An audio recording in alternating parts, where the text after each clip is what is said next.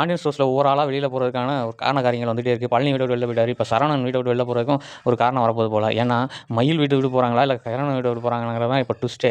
இப்போது சரவணன் வந்து மயிலோட அப்பா கடைக்கு வந்ததோடனே அவரை விரட்டி அடிக்கிறார் வெளியில். அதுக்கு முன்னாடி மயில் வேறு கேட்குறாங்க, நீங்கள் 10,000 வாங்கினீங்களே அந்த பணத்தை திருப்பி கொடுக்கலையா அப்படின்ட்டு. அதை நான் பரட்ட முடியல, இன்னும் ஒரு வாரம் டைம் கொடு அப்படின்னு சொல்லி. அதுக்கு மயிலே சொல்கிறாங்க, நீங்கள் வந்து உட்காந்தீங்கன்னா இன்னும் 10 நாள் டைம் கேட்கிங்க, அதுக்குள்ளே இங்கே ஒரு 20,000 எடுத்துருவீங்க, என்னால் சமாளிக்க முடியாது, நீங்கள் போங்க இருக்கிற பிரச்சனைன்னு சொல்லி அனுப்பி அவங்களே வெளியில் போய் சொல்லிட்டு இருப்பாங்க. ஆனால் சரவணன் வந்தோடனே ரொம்ப கடுப்பாயிட்டு கத்திடுவார் அவங்க அப்பாவை. உடனே வெளியில் அனுப்பிச்சி விட்ருவாங்க மயில்.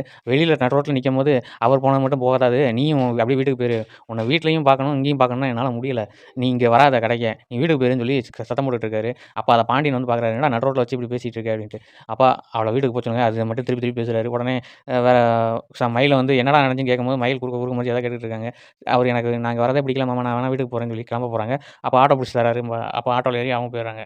இந்த பக்கம் வந்து கேட்குறாரு, நீ எதுக்கு கல்யாணம் முடிச்ச, நீ கல்யாணம் முடிக்காமே இருந்துக்கலாம்ல, உனக்கு கல்யாணம் முடிச்சு இப்படி ஒரு பொண்டாட்டிக்கிட்ட ஒழுங்கா குடும்பம் நடத்ததில்லன்னு சொல்லுவார்.